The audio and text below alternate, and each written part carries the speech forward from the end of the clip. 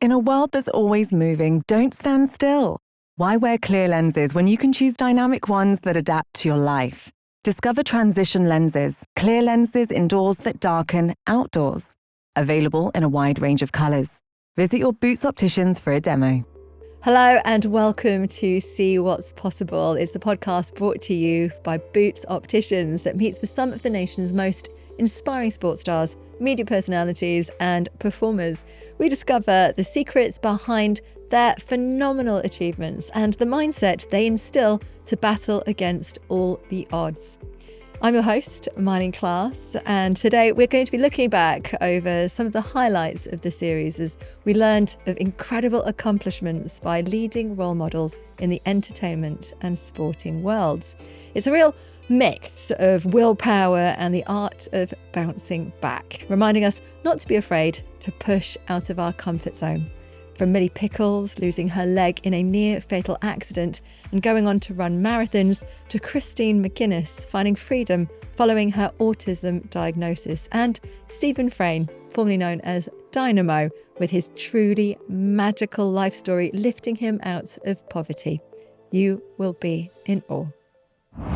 What tips would you give for anybody that wanted to, well, I don't suppose it's just the music industry, but just any kind of industry where they might feel that they can't find their footing or it feels highly competitive? What advice would you give? Well, I guess it goes to my 3 sort of rules within the academy, which is never say I can't, always say I'll try, and do your best. And I think that's all you can ever ask of yourself. It's all you can ever ask of others. And as long as you live by those sort of rules to yourself, then you're always giving your best shot at attaining your potential. I always say to my kids when they say I can't, I will say yet. Yet, absolutely.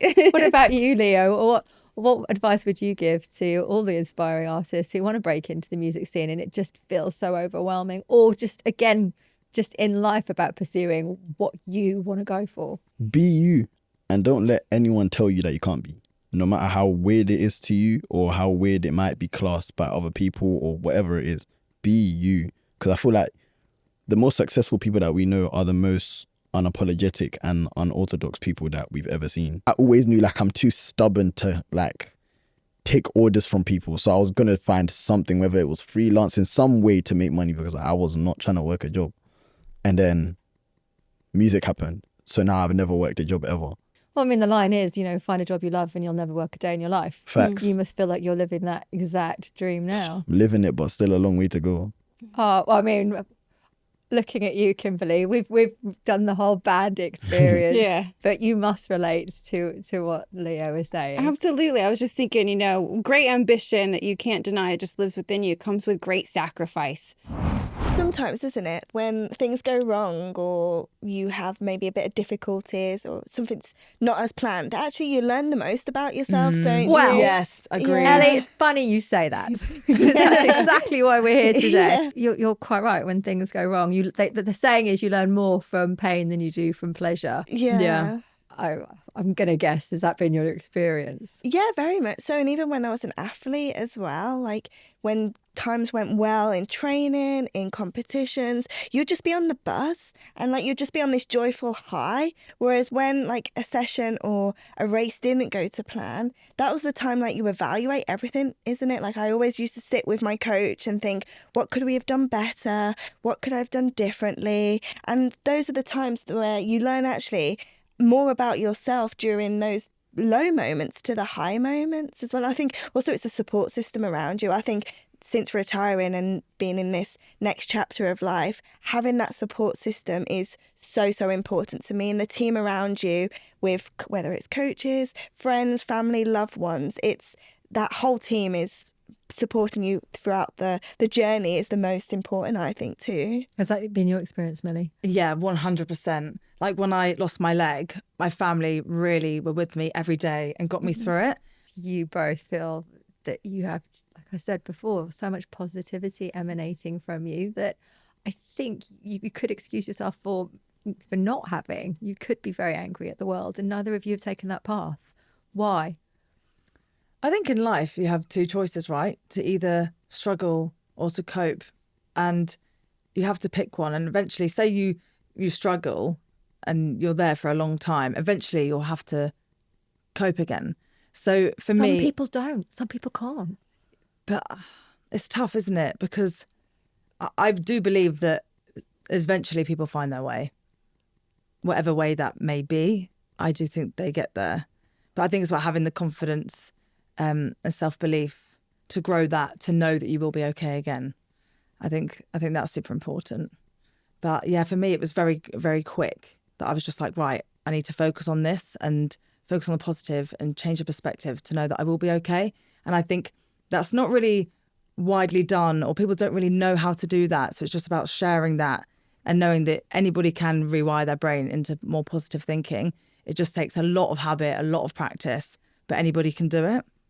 Would you agree with that? Yeah, very much. And I think knowing that some people, we all have our trials and tribulations, we all have our setbacks in life, but every single person, like, even though they may be looking like they're happy or putting a front on, we've all got our problems or issues and things. And I think speaking about what we're going through or what a single person is going through, being open, I think that opens, again, I keep saying it, I feel like I'm being metronome, is that the word? Monotonous or whatever the part? No, it's like, it's like reinforcing the it's message. good to yeah, It's talking and important. opening up the conversation. Catching I the think, courage. Yeah, it's really important that we're all I agree. speaking to one another and having that support system is so support. And I know a lot of people out there don't have a support system, Well, but that's the key, yeah, isn't it? It sounds but like. if you reach out to maybe people on social media or go to groups or speak to a therapist, that there's people out there that will listen.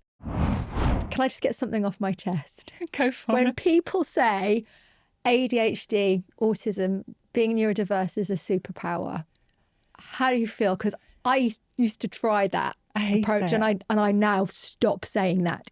I don't hate think it is. I'm going to be completely honest. I hate it. It's not a superpower. It's not a superpower. It's No. a massive headache. It's a Right. nightmare. Like, you feel all over the place most of the time. It's very, very rare that I feel calm, and it's not nice to live with. Now, there are times where it's got its bonuses. Like, I feel like I'm quite creative. When I do focus on something, I can really hyper focus.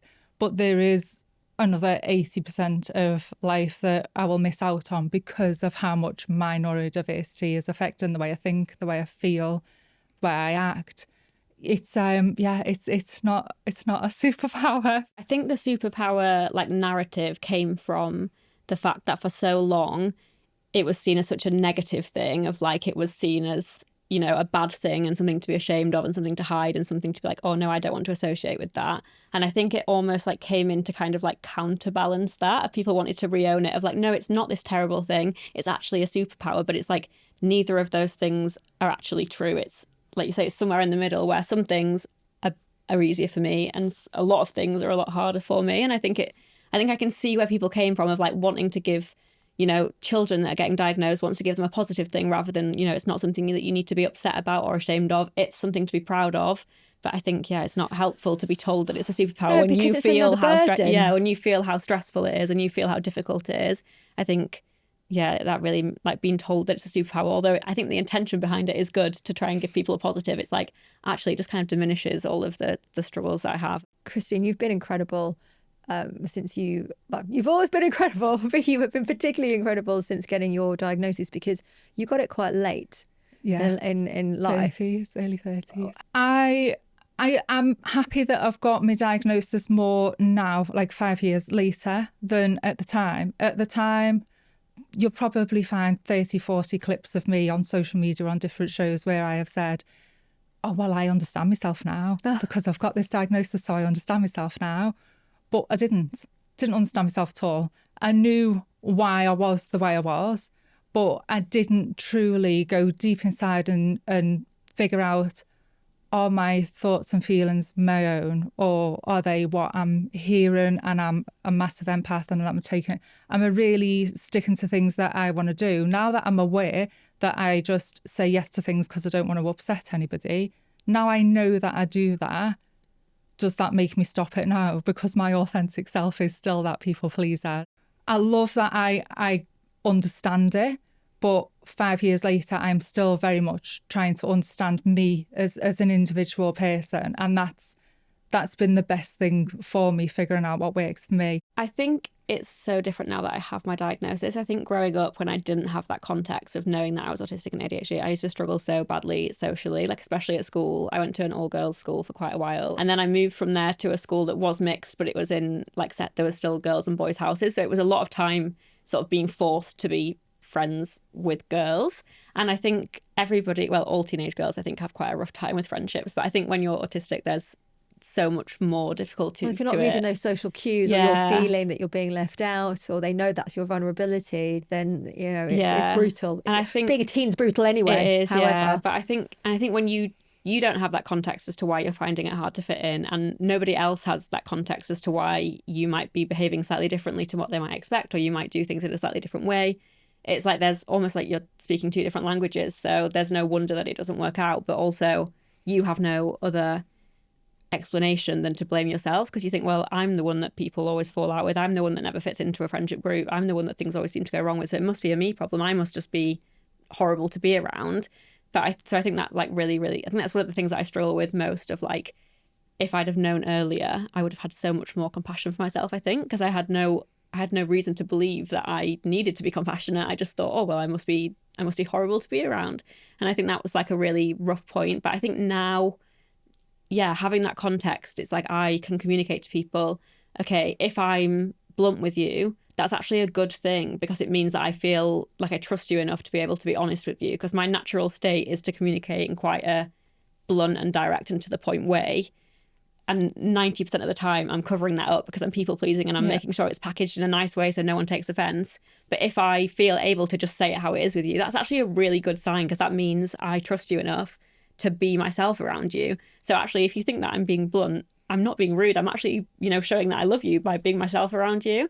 So with all this going on, how do you, on top of all of this, then be a mum? Because you're making decisions or trying to for yourself, and then you've got three little ones that are also relying on you. When does the overwhelm just get too big? I mean, quite a lot, and too often more than what I'm okay with. Yeah. I think I'm very, very fortunate that although it's challenging at times with three children who are all autistic, it's also an absolute blessing, because I genuinely mean this. I have learned so much about myself from my children. They're growing up a lot more supported and open to talking about how they feel and how they think, and standing the ground. They will say to me, Mummy, I really, really like this person at school, but I just don't want to go to that birthday party. Right. Can we get them a gift and say thank you, but I don't want to go? And I go, okay, so why don't you want to go? What is it? And they'll explain it very clearly, the reasons why. And I just think, good for them, because I'm still here, sat in my 30s going, right, I don't really fancy that event, but I'm going to have to go because I can't let everyone down. Why am I not just saying, you know what, I'll send them a gift? Because you're stuck in your own cycle. I think that's incredible. I mean, that's testament to what an amazing mum you are. From three children. It's amazing. What advice would you want people that aren't neurodivergent to know about how to deal with the neurodivergent community? Yeah, I think like the thing that you're like, the changes that people need are actually the smallest things. Like when I try to explain to people what I need, I'm like, a lot of time it comes down to just like being kind and being communicative and like being open. Like it's not like loads of money, it's not anything difficult. I'm like, can you just, even in like personal relationships, it's like, can you just, I can't read between the lines. So if you want me to know something, can you just tell me? If you're upset with me, can you just tell me? Or if we plan to go for dinner next week, can we like arrange the date and time and location beforehand, so I'm not feeling like I'm annoying you by not, like, it's really tiny things of just like the way that you communicate with me. And I think it's like, just be open to that, because it's not a pain at all. It's just doing things slightly differently. It's not any more effort or any more money. It's just tweaking things a little bit. So I'd now like to introduce Boots Opticians frame buyer and style consultant. This is Jake Lawrence Barber. Jake, it's lovely to have you here. Thank you for having me. The expert. Well, I'll try. In all things glasses. I mean, I am absolutely obsessed, especially so with sunglasses. But I love my frames. I've worn glasses since I was 4 years old. But my question is, have I been wearing the right shaped glasses? Well, I think it's safe to say now that you've come into us, Myleene, it's safe to say yes. Honestly, it was unbelievable going into your store. I could not believe how many styles you had to choose from. Yeah, so we carry over 40 brands. I mean, most stores have at least 1,200 frames to choose from. Our teams are there to, they really deliver. They know what they're doing. They know how to consult on style. It was actually really funny because I went in, I was like, these, this is what I like. And they were like, but have you tried these? And I think I was quite set in my ways, but there are certainly styles there that I would never necessarily have tried before. And now, I mean, obviously, thank you so much. But now I'm wondering, what else should I be trying? Yeah. So, I mean, from looking at kind of what we picked out with you, I mean, you've gone for such an array of styles. It's great to see. So, we've got everything from the trend of the moment with the aviator at the front from Gucci to, even something probably more classic with the Pradas in black at the front as well. So you've gone for a lot of different things. So I'm glad to see because... What about these? I mean, I love the Metas that you're wearing. So the Ray-Ban Metas are amazing. They are really industry changing at the minute for us. And they are so much more than a pair of glasses. And they kind of... I think this is the new revolution. This is where smart eyewear is moving to. What I took for granted is I get the idea that you can film hands-free, which, by the way, as a musician, like playing piano and all, that's amazing. Brilliant. But what I didn't realise is I could listen to music. Exactly. So my kids are after these glasses all the time and they can't have them because they're prescriptive. So they can't really see out of them. That's the best bit for us is that, so we are sending with prescription lenses. So come in, we'll do your prescription in them with Ray-Ban authentic lenses as well. So the perfect lens matched to your frame. Yeah. And I can just take photos of you all day long and I don't have to then, set up the camera or set up my phone. I'm just ding, ding, ding, done. It's about being in the moment. You haven't got to pull out your phone from your handbag or your pocket. Hold still, ready? Ding. There you go. Just took a photo. There we go. That's how easy it is. So it's amazing. It is the future of eyewear for us and of tech and how the two combine. What about for women who hit their 40s? Because I'm telling you, I mean, I've worn glasses since I was 4 years old. I have been through an array of glasses and I wore glasses back when it was not cool to wear glasses. So the fact that we're doing this now, this is a high five from my 10-year-old self, how cool glasses are. But now I've hit my 40s.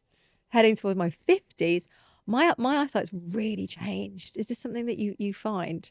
Yeah. So, I mean, first of all, could never tell. Thanks. But yeah, it is something that kind of changes. And also, your face and your style changes as you age. Similar to you, I started at a young age. I was 11 when I got my first pair. And, I wore the same frame for 6 years on the trot, back to back. Did you? Was that a confidence thing? Or yeah, because I didn't know what's really suited me at the time. Same with me. They were pink all the time. They had to be really light pink. And then I moved into gold. Yeah. And that's the thing. As you kind of age, a lot of women especially kind of see that their tone starts to change and complexions can change. Right. So, gold can be a great colour for a lot of people, but also sometimes your complexion might start to cool off, especially as This is really interesting because I think women... we all are guilty of staying in the same habits, whether it's clothes, whether it's makeup. And now you're saying that actually it's the same for our glasses. Exactly. They are an extension of your style and your personality. So being able to kind of change things up, play with different shapes is great. I mean, I would always say it's better to have more than one pair, obviously. I mean, being able to change up what you wear in the day is great, but also being able to just change up your style at whim. Some days you might want to wear a pair that make you feel like a boss at work and, stand out. And that's when you might pull out that chunky acetate like the Metas you're wearing. Being bolder, chunkier, more detailed. So things like that. Also things like the Willow and Rain pair. So this kind of tortoiseshell pair that you've got. Those? Yeah, let's look at them on. So come on. Pop them on for me. What do you think? So I think these are amazing as well. So where the Metas were kind of a softer cat eye, this is more square.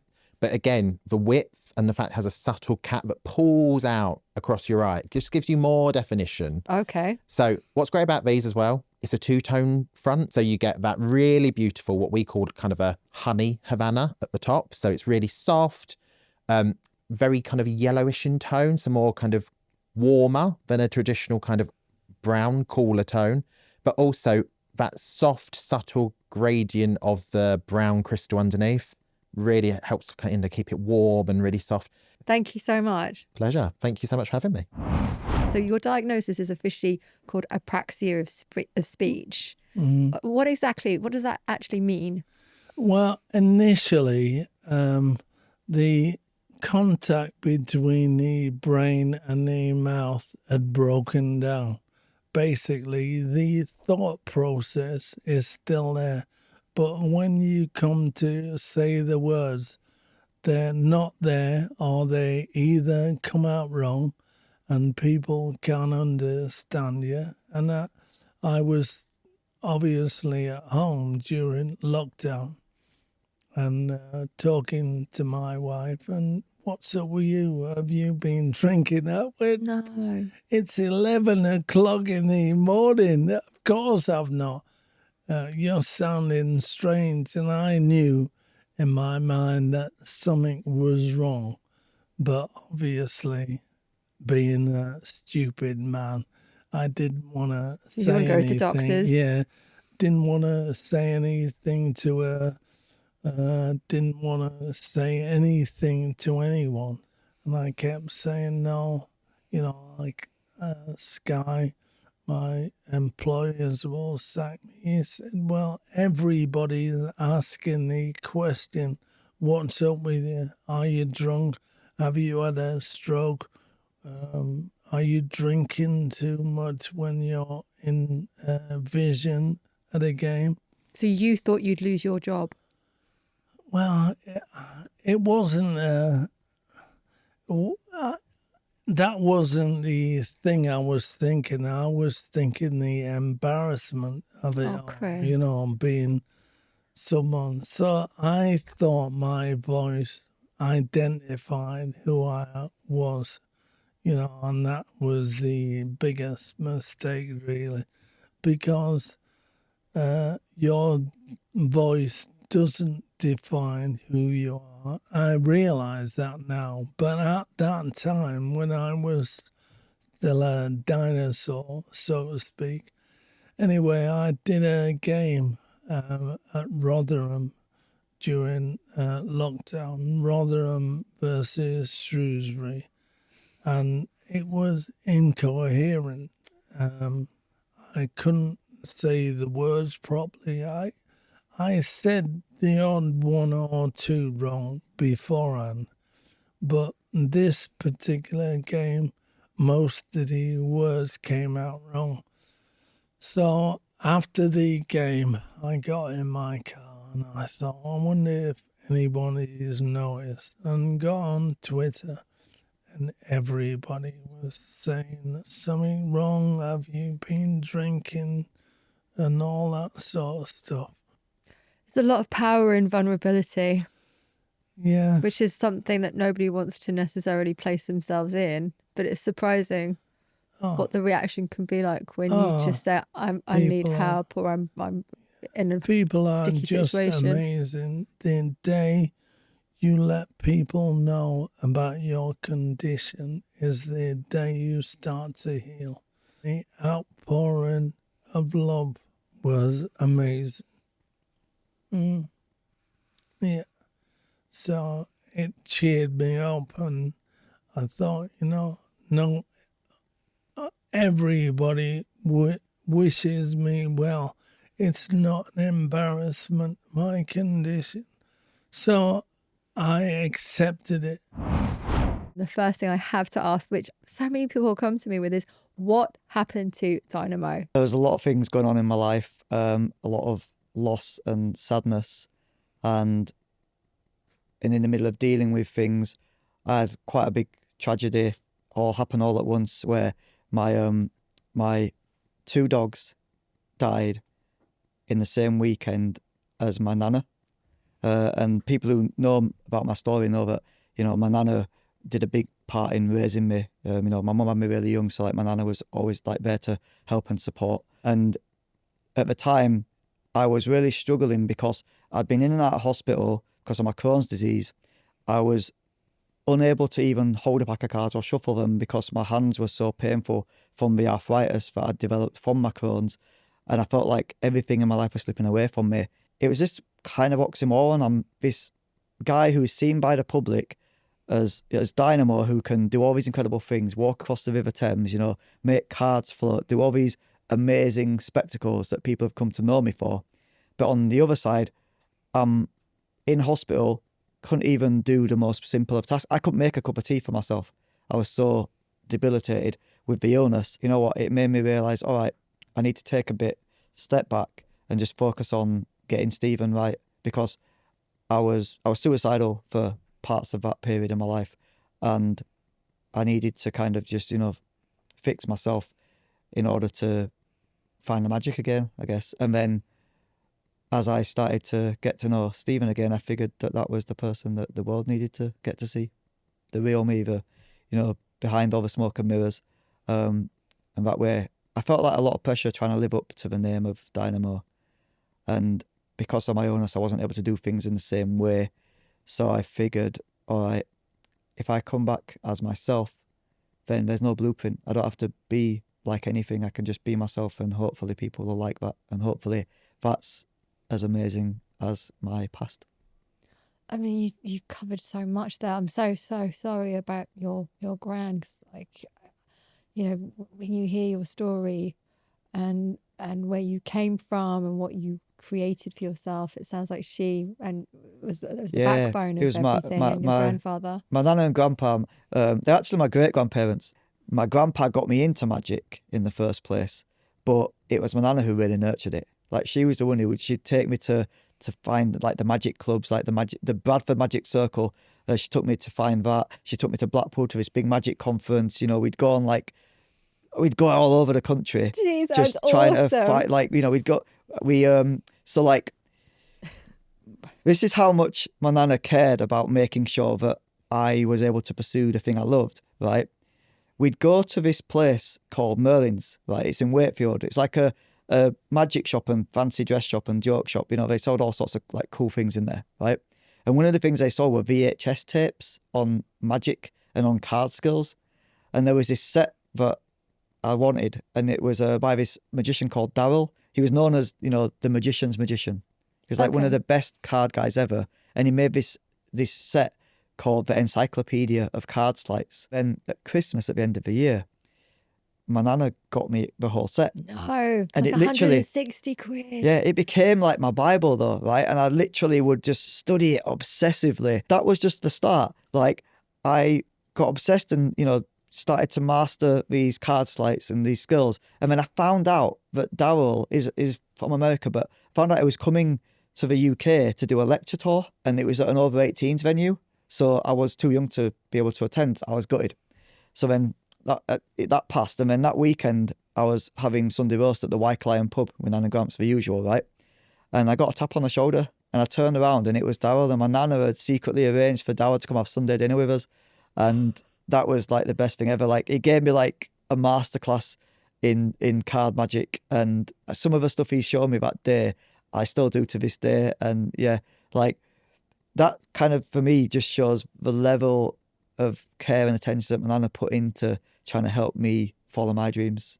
From council estate to royal estate. That's something. But it's just having someone believe in you can change the world for you, and when that person turns out to be the king of our country, like, that changed my whole universe.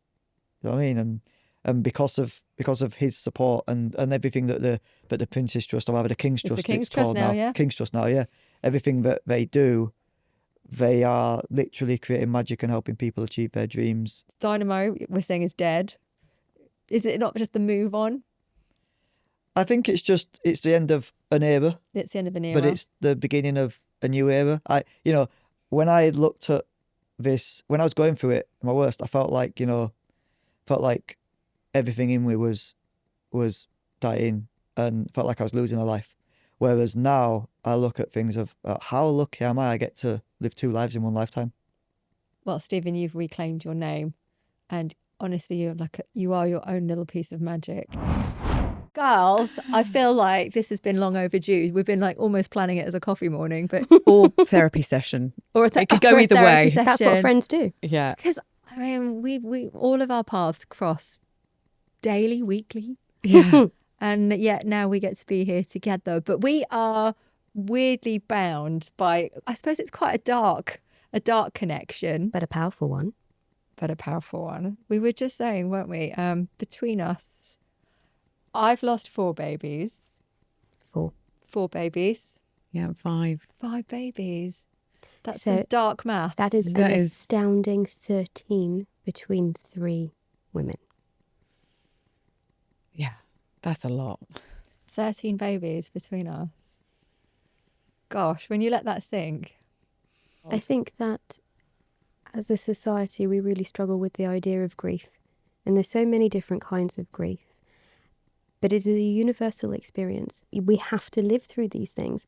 And yet for something that is as universal as grief, we don't talk about it enough. And the reason that we don't do that is 1, because we're scared of it, and 2, because it hurts us. I just think that as a society, we have to get better about talking about grief, because we all go through it. But that uncomfortableness, that silence that drops, that's what makes us feel so alone. But actually, if we could just be allowed to be in the bog, that in itself is really healing. I feel that so deeply because I remember when I went through miscarriage the first time, my mum was of the generation that would paper over the cracks of that grief and that pain and would crack on and continue smiling. And I think we are the generation that's putting a halt to that, to women's grief, to women's pain. We are going to scream viscerally, loudly, maternally from the rooftops that this is what generations of women have had to sort of carry. So I feel that really deeply because when I went through it and started actually loudly grieving, my mum started loudly grieving what she had gone through and that she had lost 2 babies too. And I think that that generational kind of trauma is also something to go, right, we've got to hold that group of women too. For so long, there has been this idea that to be a woman is to live with pain. And that might be period pain or endometriosis, or you must go through childbirth and not have any pain relief. You know, to be a woman is to put up with pain, and that is just wrong. It's just wrong. We have to experience certain kinds of pain in life, but there is so much pain that we don't, and that we need to stand up about it.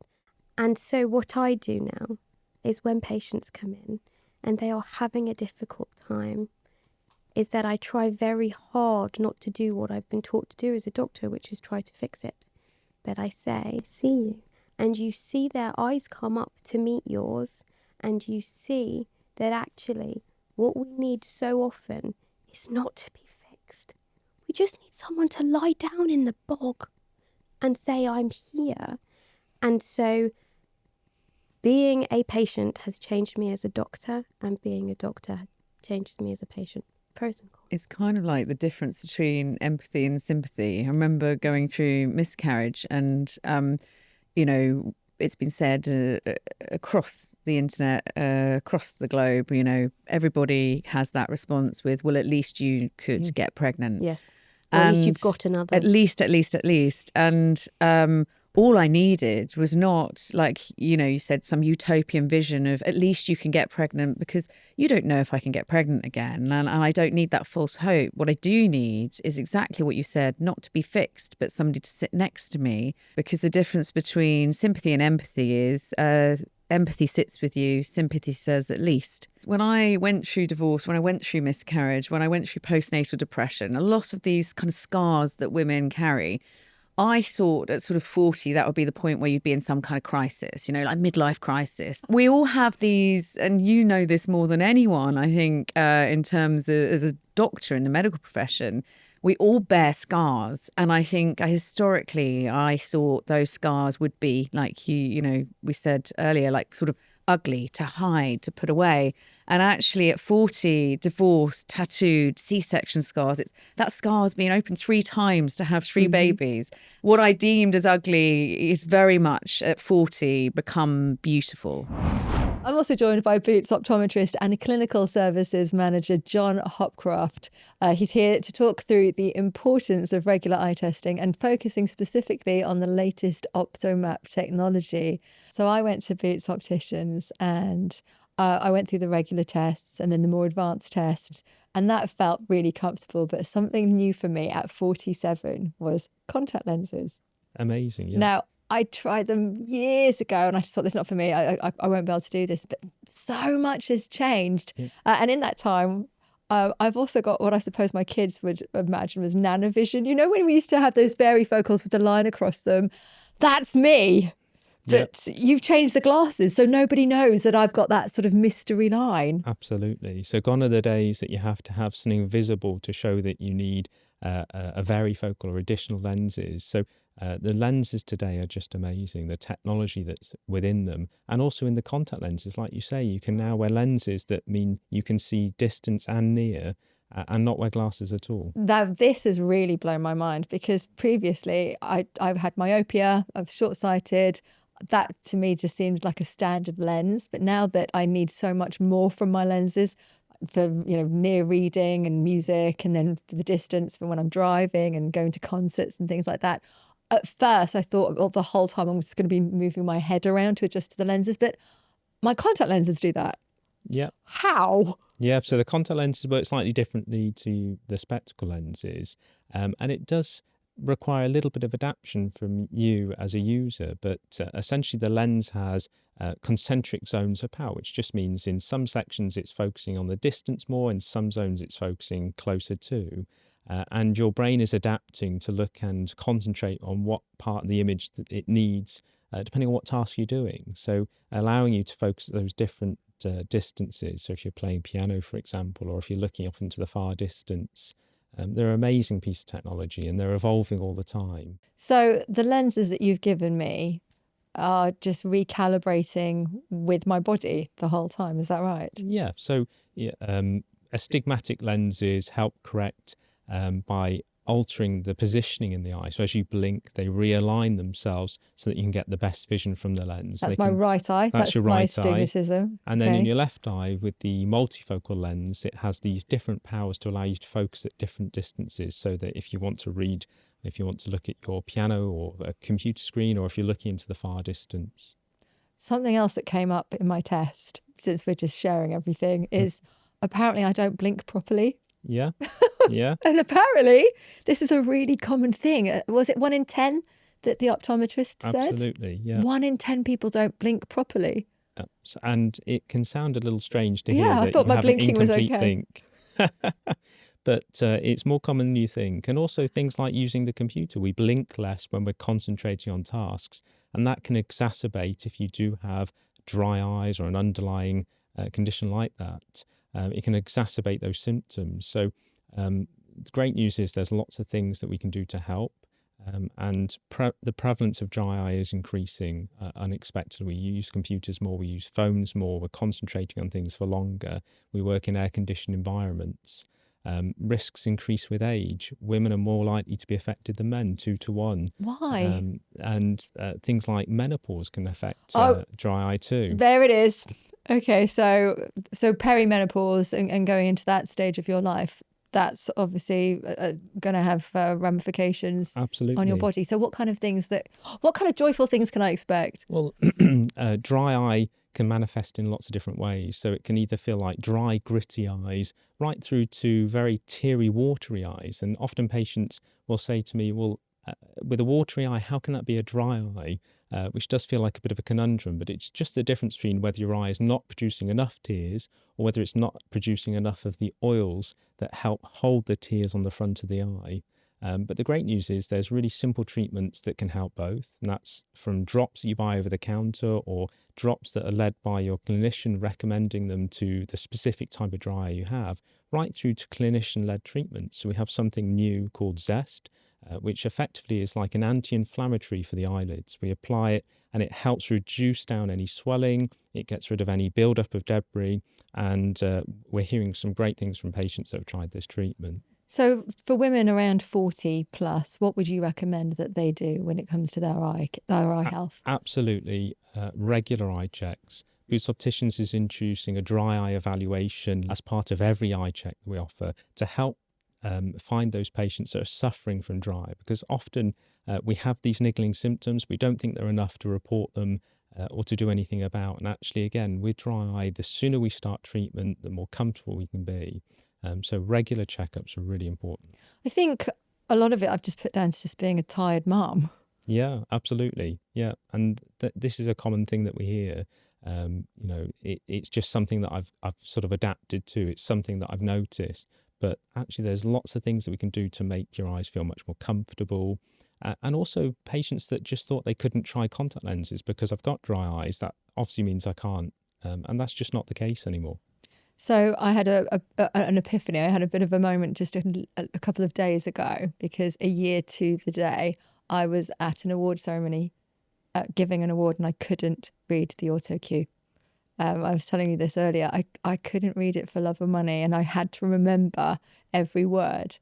This year, 2 days ago, I went to the exact same award ceremony, gave the award, and read the auto cue because I had my contacts in, and it was just such a moment, a real revelatory moment. So it does give you that freedom again. Absolutely. And I think that's the lovely thing about contact lenses, whether you just want to wear them occasionally for very specific occasions, or you want to wear them all the time because you want freedom from glasses, there's an option for you. And it's lovely to hear that was the case. I wish I'd done it sooner. I was quite annoyed at myself for just struggling on. But I guess that's what so many of us do. Absolutely. And, I say a lot of patients just don't realise they could be suitable for contact lenses, and that there's individualised options ready for them. And that will help through our eye check and through our contact lens assessments to find those right solutions. John, thank you so much. A huge thank you to all my guests on See What's Possible, showing that, anything is possible. And of course, thank you to you for listening. In a world that's always moving, don't stand still. Why wear clear lenses when you can choose dynamic ones that adapt to your life? Discover transition lenses, clear lenses indoors that darken outdoors. Available in a wide range of colours. Visit your Boots opticians for a demo.